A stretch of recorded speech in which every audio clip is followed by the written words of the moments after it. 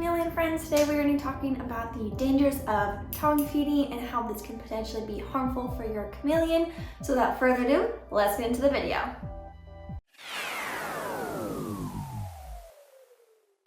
And for those of you asking or wondering where I got this t-shirt from, it's a custom t-shirt from my friend from a couple birthdays ago. She made this for me. Yes, I really do need all these reptiles. So if you're wondering where I got it, unfortunately you won't be able to buy it because it's a custom t-shirt. But let's get into the dangers of tongue feeding. So these are feeding tongs, which are pretty popular in the reptile hobby. They make smaller ones, bigger ones for like if you're feeding snakes or smaller reptiles. This is the standard size. They're metal tongs. They do also come in plastic or with rubber tips, and we're going to discuss firstly the benefits and why people choose to tongue feed, but then I think more importantly, we're going to talk about the dangers of tongue feeding and how this can potentially be very harmful for your chameleon. So the benefit of tongue feeding, and let me put these dogs down while I'm talking to you guys. The benefit of tongue feeding, I think biggest reason is to not have to touch the bugs when you're trying to feed your chameleon. I, for one, do not like touching bugs. If you're one of those people, amazing, go for it. But tongue feeding just kind of keeps that separation. Some people are actually allergic to dubia roaches, so that could be a thing too. But really we're trying to basically hand feed our chameleons, get our chameleon to associate us with food, which is a positive behavior and reinforcement, that sort of thing, when it comes to building trust with our chameleons. Plus it just looks wicked cool to watch your chameleon eat. Now, the dangers of tongue feeding are having to do with the chameleon's tongue. So the chameleon's tongue sits retracted, coiled, inside, is this retracted?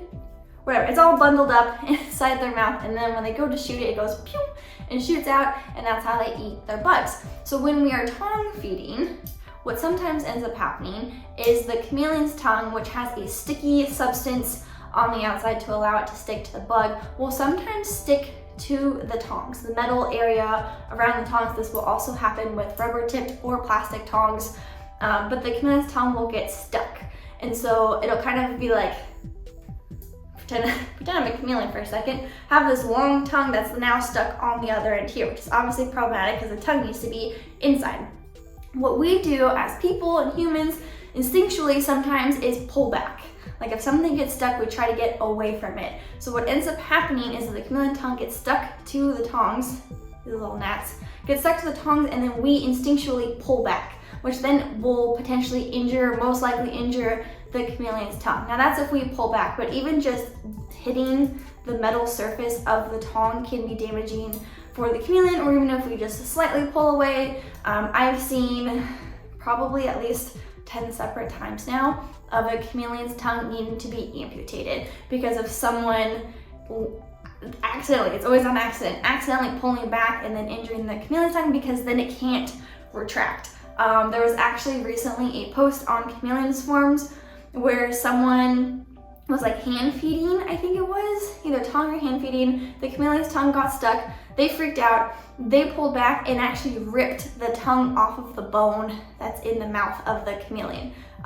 So chameleons can live without a tongue. They just have to basically feed very close up. They won't be able to shoot their tongue, obviously, if it's amputated. But this is like something that can be avoided entirely, right? If we avoid hand feeding, tongue feeding, things like that. But then you're like, but like I still want to bond with my chameleon. So what my suggestion to you instead is to cup feed. If you use some sort of plastic dish or plastic cup or some shallow surface or bowl, then that can still have a positive experience with your chameleon because you'll be the one holding it, so that you're still, associated with the bugs, but then there's no longer the danger of your chameleon's tongue getting stuck either to you or to the tongs or to the bowl because of the plastic. And typically your bugs are going to be coated in supplements anyway, so they're not going to be as sticky. I've never had any issues with any of my chameleons cup feeding and their tongues getting stuck.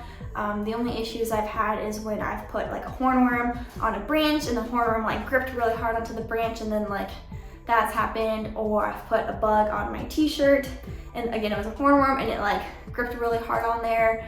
And then of course I've seen issues with tongue feeding and hand feeding. So That's why we want to avoid doing it. The safest alternative would be to cup feed and then just not be there if your chameleon's eating. That would also be like super safe, because then you don't have to worry about human error and like pulling back and potentially damaging your chameleon's tongue. If you do end up injuring your chameleon's tongue on accident, I would first say to monitor them. This is assuming their tongue is back in their mouth. Monitor them. They may have slightly crooked shooting, in which case you also want to make sure that your supplements and UVB are correct as well, because that can sometimes lead to tongue issues. And it may resolve on its own if it's a minor tweak of the tongue. If the tongue is hanging out of the mouth and they're not able to retract it, that would require an emergency vet. Really any other sort of tongue injury that is like damaged from some sort of feeding incident would probably need to be seen by a vet as soon as possible. So there you guys have it. I'd love to hear your thoughts on your safest methods you found for feeding a chameleon. There's also those feeder cup things where it's got like the screen on the background and then like the bugs climb it. Like that would be a safe option for your chameleon too. And if you're wondering why I have these tongs, because I don't like to touch the bugs to get them into the cup. So yes, I use my tongs on a daily basis, but I don't use them when I'm feeding my chameleons. So you guys have it. Hopefully this will help prevent some chameleon tongue injuries in the future. If you enjoyed this video, be sure to give it a thumbs up. Leave any questions or comments down below. Let me know what are some of the safe options you found for feeding your chameleon. Otherwise, feel free to leave any questions or comments and subscribe so you know when I post a new video. You can follow Neptune and all my chameleons on social media at Neptune the Chameleon. Otherwise, thank you so much for watching. Have a great rest of your day, and I'll see you in the next one. Bye!